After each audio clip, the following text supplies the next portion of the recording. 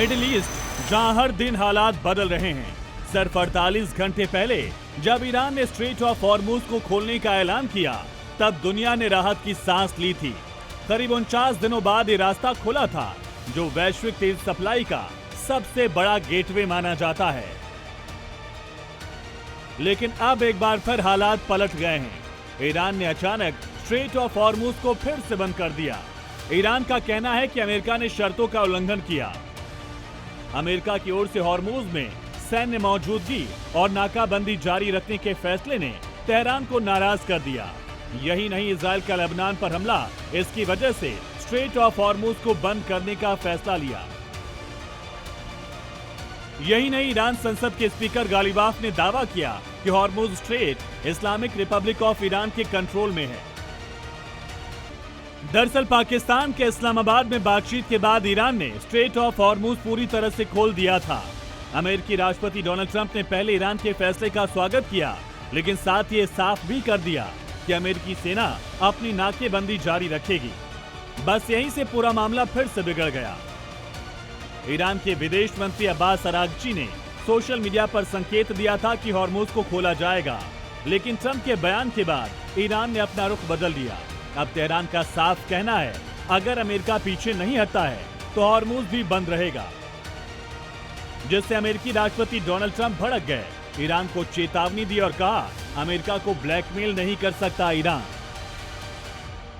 Straight of Hormuz को लेकर स्थिति अब और ज्यादा गंभीर हो गई है।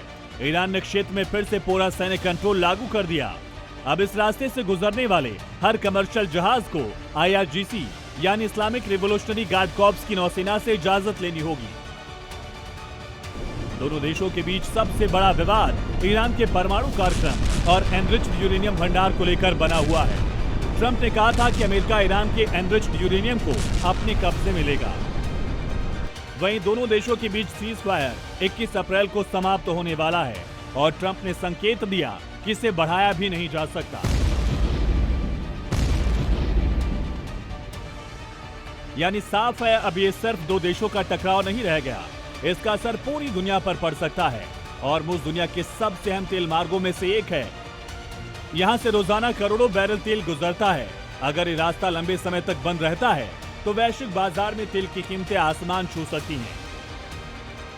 इस बीच ईरान ने साफ कर दिया कि अमेरिका के साथ शांति वार्ता के अगले दौर की कोई तारीख तय नहीं हुई और अगर हालात ऐसे ही बने रहे तो संघर्ष फिर से बढ़ सकता है, क्योंकि अमेरिकी इंटेलिजेंस के मुताबिक ईरान की ताकत अभी पूरी खत्म नहीं हुई। ईरान के पास लंबी दूरी के करीब 40% ड्रोन, 60% बैलिस्टिक और क्रूज मिसाइल लॉन्चर अब भी मौजूद है। 8 अप्रैल की सीज फायर के बाद बंकर्स और गुफाओं से 100 से ज्यादा सिस्टम फिर से बरामद किए गए। ये संकेत है कि ईरान अपने युद्धपोर मिसाइल भंडार का लगभग 70% तक दोबारा हासिल कर सकता है। मिडिल ईस्ट में जारी तनाव, संभावित जंग के बीच ये स्थिति आने वाले समय में शक्ति संतुलन को और ज्यादा खतरनाक बना सकती है। क्या मिडिल ईस्ट एक बार फिर बड़े युद्ध के मुहाने पर खड़ा है? क्या हॉर्मुज की खाड़ी वैश्विक संकट का नया केंद्र बनने जा रही है? फिलहाल दुनिया की नजरें इसी पर टिकी है। ब्यूरो रिपोर्ट, ज़ी मीडिया।